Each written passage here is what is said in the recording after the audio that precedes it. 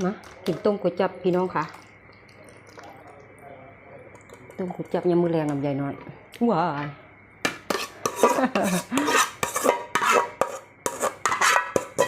เทก็ลงเต็มเลยหมูยอ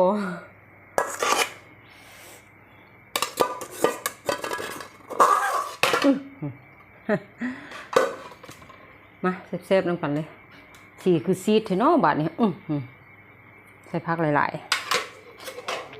ๆหิวข้าวค่ะพี่น้องค่ะซื้อมาต้มเองจ้ะซื้อมาแต่โลตัสไปพอเส้นเพิ่นแล้วก็เลยซื้อมาพี่น้องบ่ได้ใส่พริกหลายเด้อค่ะพี่น้องค่ะยังได้กินเผ็ดบ่ค่อยได้อุ้ยสำนีกับเผ็ดเลยได้พี่น้องเว้ยพริกอยู่ข้างล่างใส่พริกผงไว้ไตอันนั้นไตถ้วยแป๊บเดียวอืดเลยอืดไปขนาดเลยหิวข้าวค่ะมาเด้อพี่น้องป้องไปนั่งรถนั่งลากลับบ้านมากินข้าวกับยายน้อยกินต้มก๋วยจั๊บกับยายน้อยสวัสดีจ้าต้มเองก็แซ่บ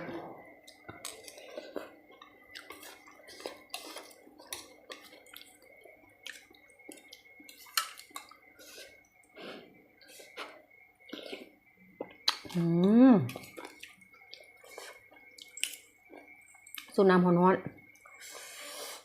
ๆใส่ส้มมือนี่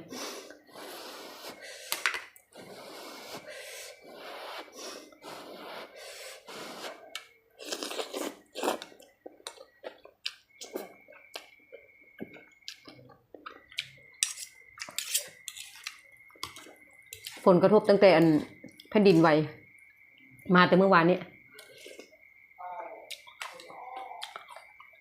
มันมีอาการอยู่ค่ะพี่น้องค่ะคนอื่นเป็นคือกันอยู่อะเวลาเขาสิลุกสินั่งยังวูบวาบวูบวาบอยู่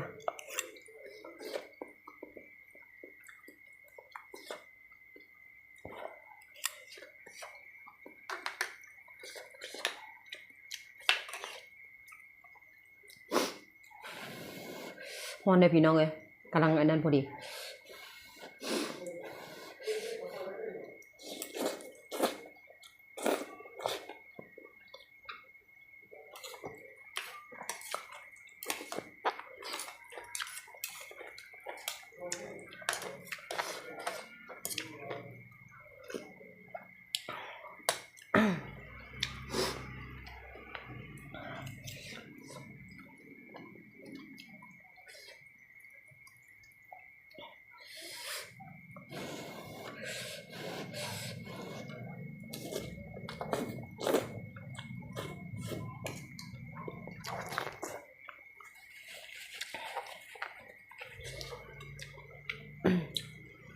ความฮอนจากแซ่บ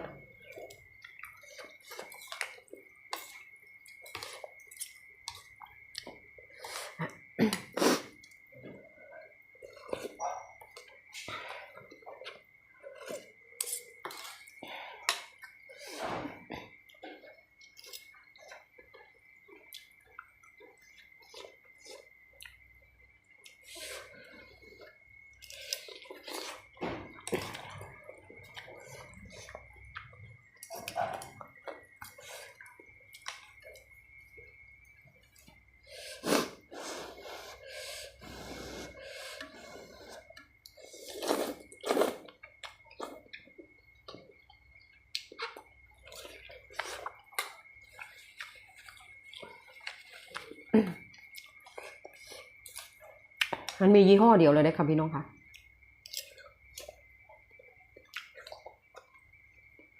มันมียี่ห้อเดียว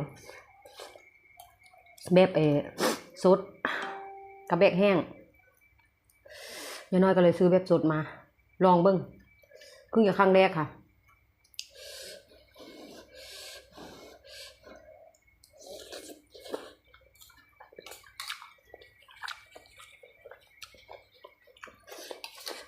เพิ่งจะครั้งแรกซื้อ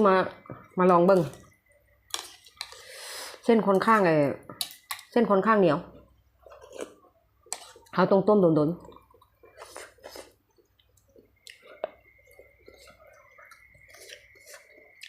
ฮ้อน ที่กรุงเทพฮ้อนค่ะพี่น้องค่ะภัยธรรมชาติ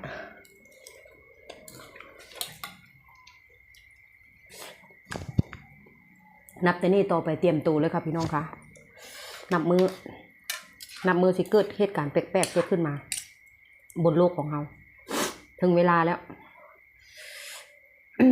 ถึงเวลาแล้วค่ะฟ้าสิถล่มแผ่นดินสิทลายภูเขาจะเคลื่อนย้ายถึงยุคมันละกะลียุคเปิดห้องยุคกะลียุค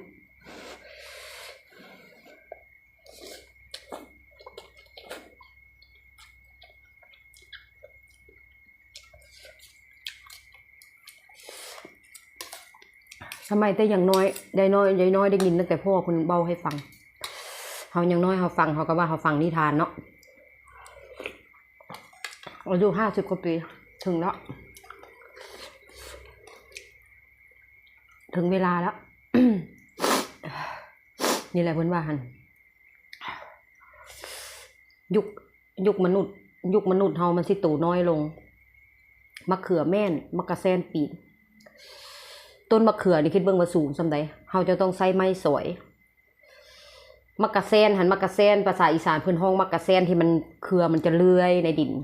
อยู่ในไร่เข้าอยู่ในหัวในสวนเฮามันสิเลื้อยต้นมันสิเป็นน้ำมะเขือแม่นมะกะแซนปีนขนาดมะกะแซนยังได้ปีนภาษาไทยยายน้อยกันยังบ่ฮู้มันที่คือเดียวกับบักแข้งขมนะพี่น้องค่ะแต่มันสิบ่เป็นต้นคือบักแข้งขมได้มันสิเป็นพืชแบบว่าสนิทแบบเลื้อยตามหน้าดินแม้กระทั่งต้นมะกะแซนก็จะได้ปีนคนโบราณเพิ่นทำนายเอาไว้ว่าเขือแม่นมะกะแซนปีนพายเรือแอ่งเข้ามาเฮาเวลาเฮาแช่ใส่กะละมังแม่นบ่อนาคตต่อไปสิได้พายเรือสิกลายเป็นแม่น้ำใหญ่สำหรับมนุษย์เฮาสิโตจิ๋วเดียวผู้เฒ่าเพิ่นทำนายไว้อย่าคิดว่าบ่แม่นเด้อคนสมัยโบราณนี่อายุ13 ถึง 15 ปีจังรอบเดือนแล้วค่อยมาแต่คนสมัยทุกวันเนี่ย12 13 ปีบางคนมีผัวมีลูกละทีนี้มนุษย์เฮามันก็สิน้อยลงไปเรื่อยๆ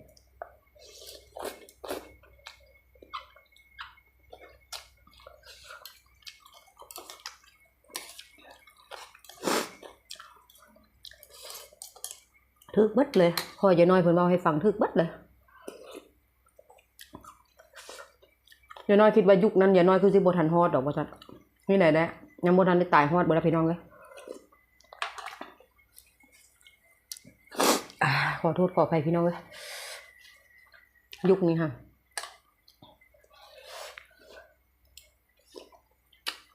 ทึกเบิด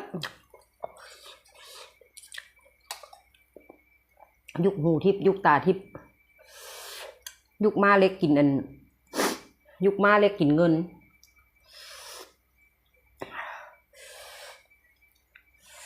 เสาไฟออกดอกก็คือรอดไฟม้าเล็กกินเงินก็คือรถกินน้ำมันกินเงินบ่มีเงินเติมมันก็เล่นบ่ได้ม้าเล็กมันสิกินเงินถึกปัดเลยหูทิพย์ตาทิพย์ก็คือโทรศัพท์เฮาสิอยู่ประเทศใดรอบโลกคุยกันโทรคุยกันเห็นหน้าแบบเพิ่นห้องหูทิพย์ตาทิพย์เพิ่นฮู้ได้จังได๋คนโบราณมันมีคำทำนายเอาไว้ได้ค่ะพี่น้องค่ะเพิ่นฮู้ได้จังได๋สมัยก่อนมันบ่ได้มีหยังที่จะเป็นจารึกมันบ่ได้มีหยังที่จะเป็นค้นคว้าเพิ่นฮู้ได้จังได๋อย่าน้อยถามเด้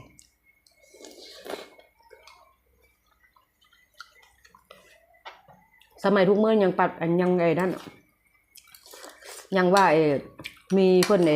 วิจัยสมัยโบราณไผวิจัยไว้เป็นอย่างเพิ่นเว้าคือทึกเบิดคือแม่นเบิดไส้ในท้องสิกลับเกิดเป็นหนอนไส้ในท้องกลับเกิดเป็นหนอนหมายความว่าหยังก็คือหนอนบ่อนไส้คนโบราณเพิ่นฮ้องเพิ่นบอกว่าไส้ในท้องสิกลับเกิดเป็นหนอนถ้าเป็นภาษาไทยเราก็เขาเรียกหนอนบ่อนไส้ หนอนบ่อนไส้สิพาศึกเข้าเมือง ที่พาศึกเข้าเมือง แม่นปัดเลยยุคนี้ทึกปัดเลยทึกปัดเลยผู้หญิงหาผัวเจ้าหัวหาเงินเจ้าหัวก็คือพระภาษาลาวภาษาอีสานเพิ่นสิห้องเจ้าหัวก็คือหลวงพ่อผู้หญิงหาผัวเจ้าหัวหาเงินไส้ในท้องกับเกิดเป็นนอนคำว่าไส้ในท้องกับเกิดเป็นนอนก็คือนอนบ่อนไส้อันเดียวกันถึกบัดเพิ่นทำนายไว้เพิ่นฮู้ได้จังใด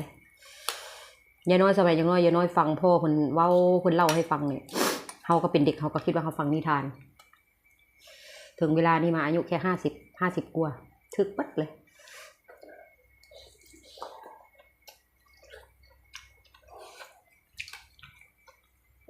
ฟ้าสิถล่มแผ่นดินสิทลายถึกบ่พี่น้องว่าฟ้าสิถล่มแผ่นดินสิทลายก็คือว่าพังทลายถึกเบิดทุกสิ่งทุกอย่างอันธพาลเจ้าของเมือง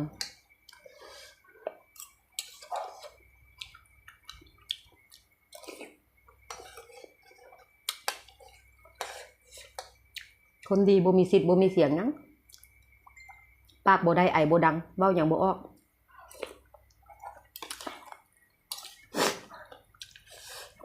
คนจนนับมือสิจนลง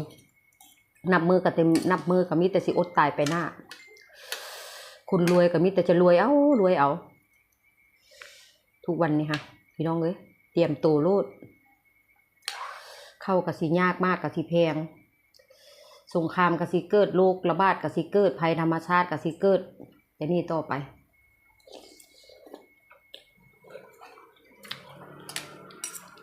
ยายน้อยฮู้มาแต่ไหนแต่ไรแล้วยายน้อยนี่พ่อแม่เลี้ยงมาแบบโบราณยายน้อยเชื่อเรื่องพวกนี้ผู้ใดบ่เชื่อก็ตามใจผู้ใดบ่เชื่อก็ย่าเห็นบ่เกิดขึ้นแล้วนี่แหละคือสิ่งที่เห็นกับตานี่แหละเป็นสิ่งที่วัดที่ว่าวัดชี้ชัดเลยว่าที่เพิ่นทำนายไว้บ่ผิดคำทำนายเพิ่นคนโบราณน่ะเพิ่นสิทำนายมาแต่ไสคัมภีร์ใบลานเข้าใจว่าคัมภีร์ใบลานบ่สมัยพ่อยายน้อยว่าเนี่ยเป็นคัมภีร์ใบลานเพิ่นสิจารึกไว้ล้นมาแต่ฟ้าพุ่นคัมภีร์ใบลานนี่มันสิล้นมาแต่ฟ้ามันสิล้นมาโดยที่บ่มีไผฮู้มันมาแต่ไสมันสิเป็นคัมภีร์จารึกเอาไว้ใส่ใบลานใบลานก็คือใบจากค่ะนะพี่น้องค่ะเห็นบอกคนนั่นสมัยเก่าคนที่อ่านคัมภีร์ใบลานเพิ่นว่าเป็นใบจากเพิ่นสิเขียนใส่ใบจากไว้ใบลานกับใบจากอันเดียวกันบ่พี่น้องค่ะยายน้อยก็บ่แน่ใจถ้ายายน้อยเว้าผิดก็ขอโทษขออภัยเด้อยายน้อยก็บ่แน่ใจว่ามันอันเดียวกันบ่ใบลานกับใบจากมันเป็นใบเดียวกันบ่